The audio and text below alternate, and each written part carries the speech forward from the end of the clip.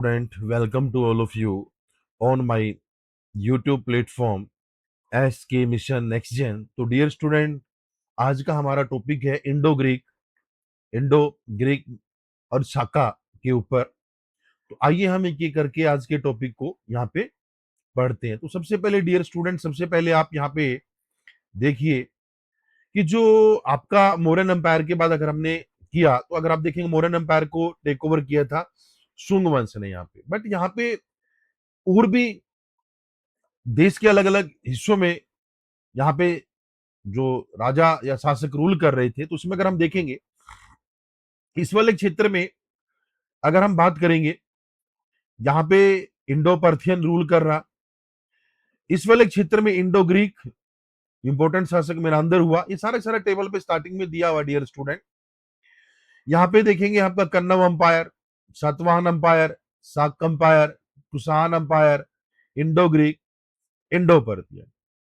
तो यहाँ पे आज जो हमने टॉपिक कर रहा है वो आज हम करेंगे इस वीडियो में इंडो ग्रीक एंड शक। इस अंपायर के बारे में हम यहाँ पे पढ़ रहे हैं। इंडो ग्रीक आपका 200 बीसी से 10 सेंचुरी और शक का आपका 1st सेंचुरी से 4th सेंचुरी। तो आइए हम स्टार्ट करते हैं आज के टॉपिक की तरफ। इंडो ग्रीक की अगर हम यहाँ पे बात करेंगे, इंडो ग्रीक इनको यूनानी या इनको यवन शासक भी कहा जाता है। और ये जो ब्रांच थी, ये एक इंडो यूनानी शासकों की शाखा थी जिन्होंने उत्तर पश्चिमी भारत में अपने राज्य स्थापित किए।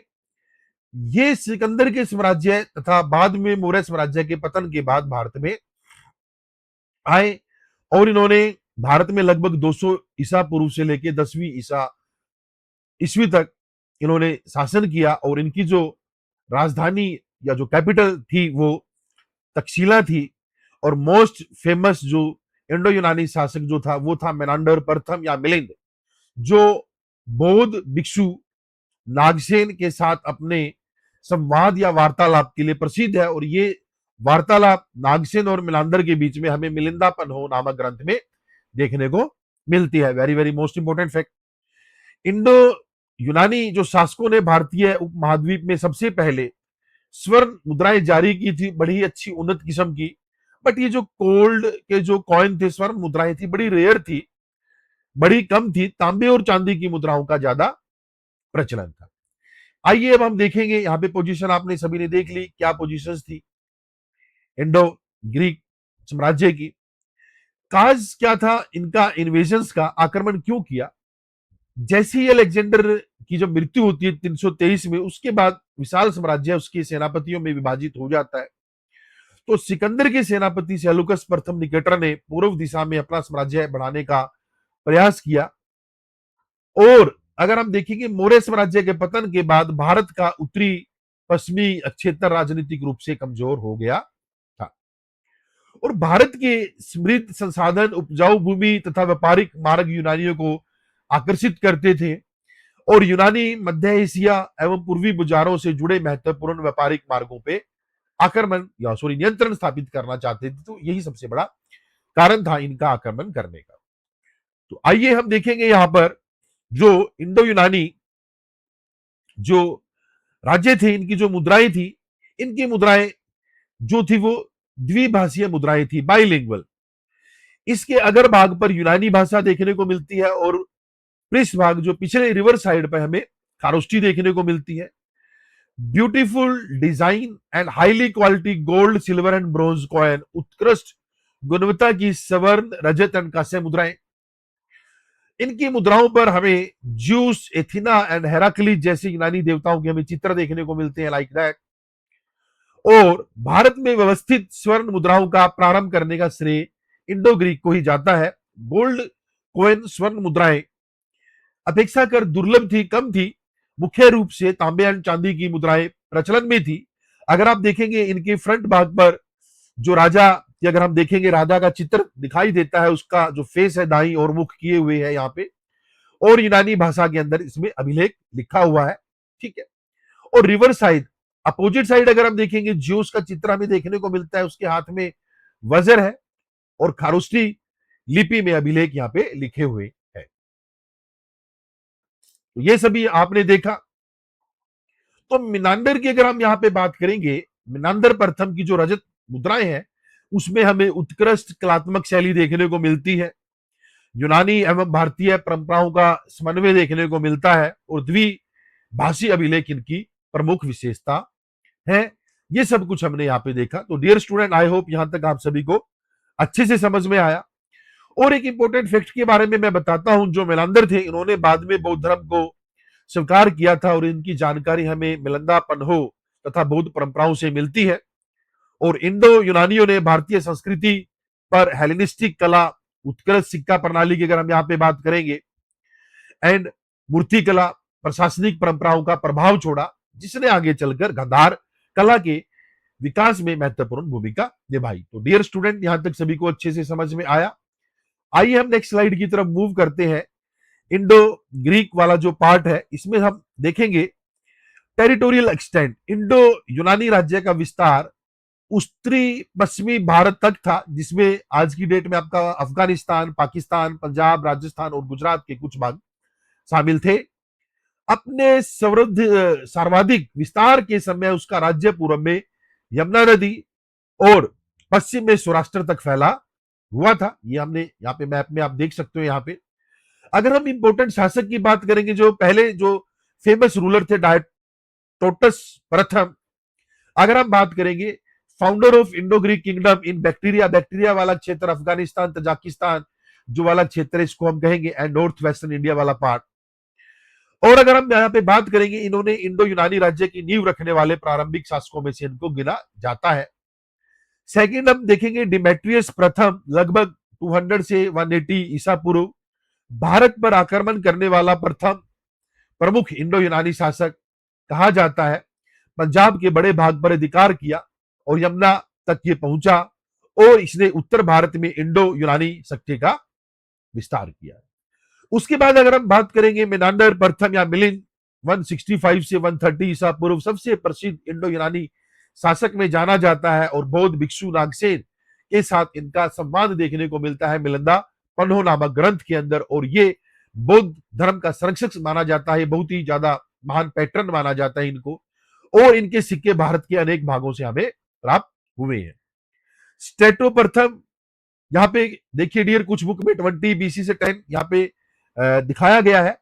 तो इनको अंतिम प्रमुख इंडो यूनानी शासकों में से एक माना जाता है और इनका शासन मुख्यतः पश्चिमी जो है पंजाब तक सीमित था और इसके बाद इंडो यूनानी सत्ता का पतन हुआ। You can say that it was the last ruler of the Indo Greek, ये लास्ट शासक थे। अब आइए हम इनकी प्रशासनिक व्यवस्था के बारे में जानने की कोशिश करते हैं। प्रशासनिक व्यवस्था में भारतीय प्रशासनिक व्यवस्था की अनेक विशेषताओं को इन्होंने अपनाया और राज्य को इन्होंने प्रोविंस या प्रांतों में विभाजित किया और यूनानी एवं भारतीय अधिकारी मिलकर प्रशासन चलाते थे। सिक्कों का प्रचलन तथा कर वसूली की बड़ी अच्छी प्रशासनिक या व्यवस्था थी। धर्म के बारे में जानेंगे, अधिकांश शासक यूनानी धर्म के अनुयायी थे, but they also respected the Indian religion. उन्होंने भारतीय धर्मों का भी सम्मान किया, खासकर बौद्ध धर्म के वो संरक्षक बने। ये हमने पढ़ा भी है मिलिंदर के बारे में, मिलिंदा पन्हो के अंदर। भाषा लिपि देखेंगे, यूनानी भाषा तथा खारोष्टी लिपि का प्रयोग किया गया। द्विभाषी सिक्के जारी किए, एक और यूनानी भाषा और दूसरी ओर खारोष्टी लिपि रिवर साइड के अंदर। तो यह दर्शाता है कि इससे स्थानीय जनता के साथ संपर्क स्थापित करने में उन्हें काफी हद तक सहायता या मदद मिली।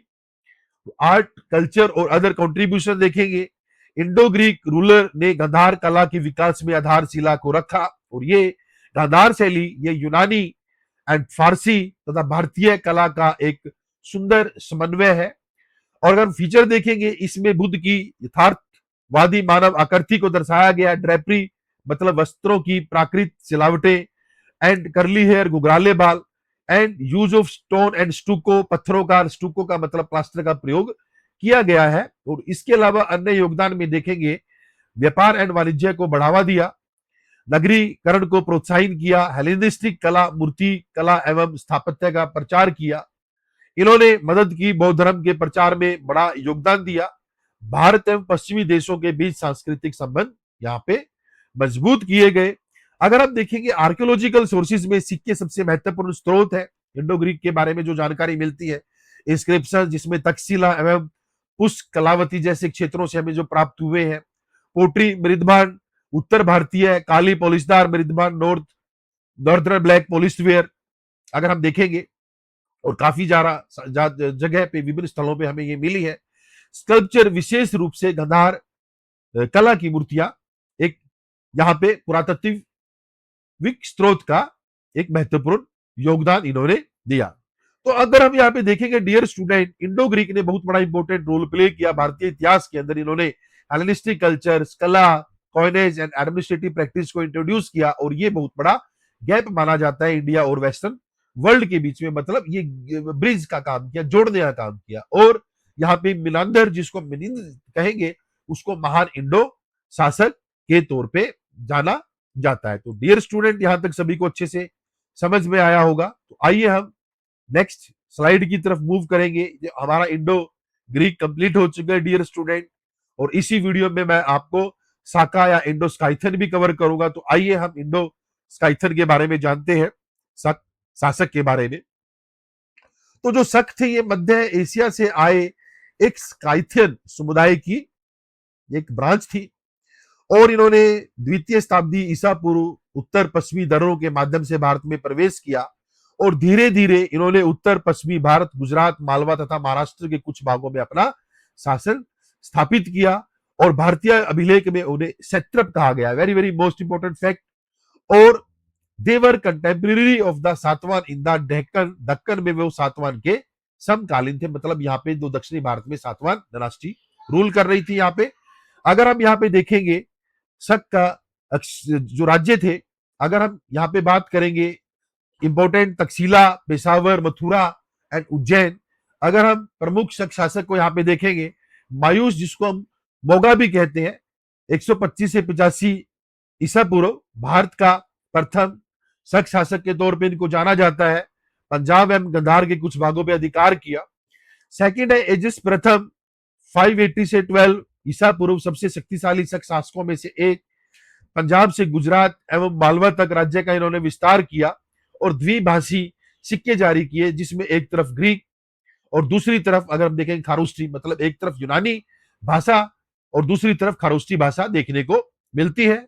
रुद्रदमन प्रथम, वेरी वेरी मोस्ट इंपोर्टेंट, 130 से 150 ईसा पूर्व, ग्रेट शक रूलर में इनका नाम लिया जाता है। इन्होंने जो रूल किया, गुजरात, मालवा तथा राजस्थान के कुछ भागों पर इनका शासन किया। और जूनागढ़ इंस्क्रिप्शंस की अगर हम यहाँ पे बात करेंगे, ये बहुत ही महत्वपूर्ण अभिलेख इनके शासन काल में, और रिटर्न जो किया गया उनके द्वारा, जो मंत्री थे सुसेना के द्वारा, और संस्कृत भाषा एवं ब्राह्मण धर्म के ये महान संरक्षक रहे हैं।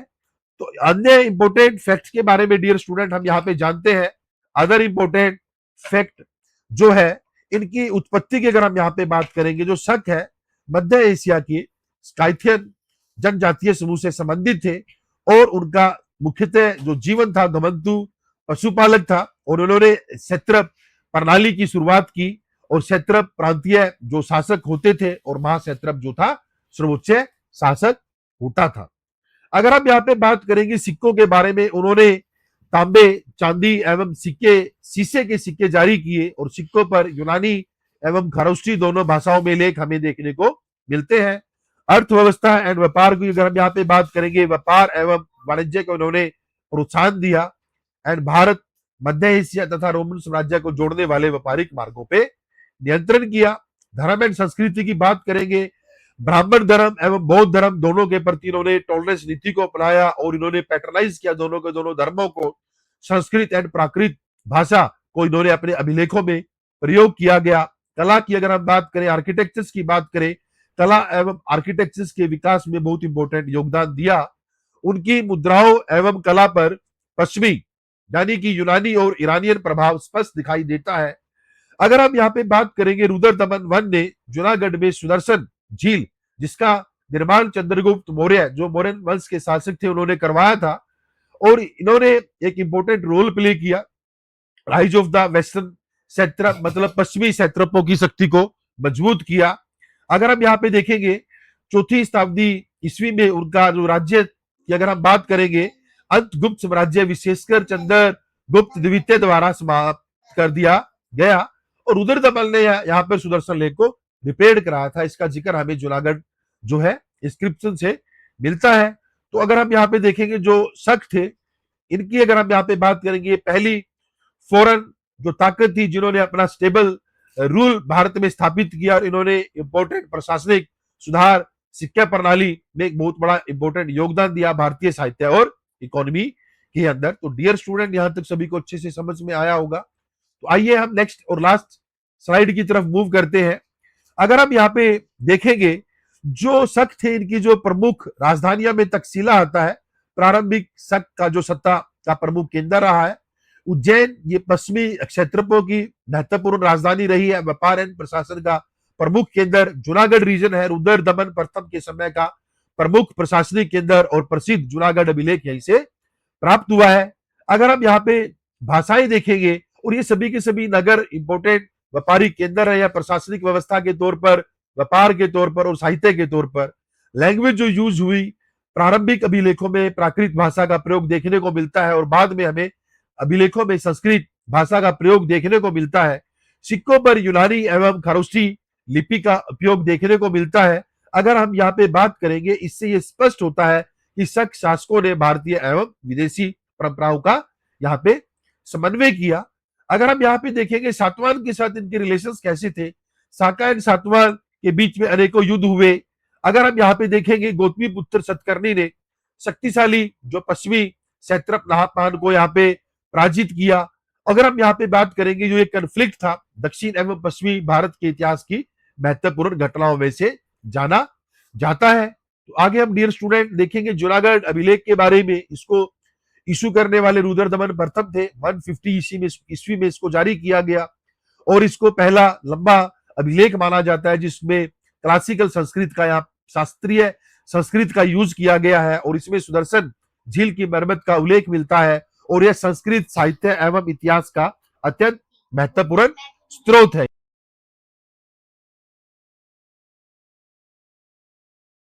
तो डियर स्टूडेंट यहाँ पे देखेंगे ट्रेड के पॉइंट ऑफ व्यू से controlled important port of western India, शकों ने भरूच जैसे पश्चिमी बंदरगाहों पर नियंत्रण स्थापित किया।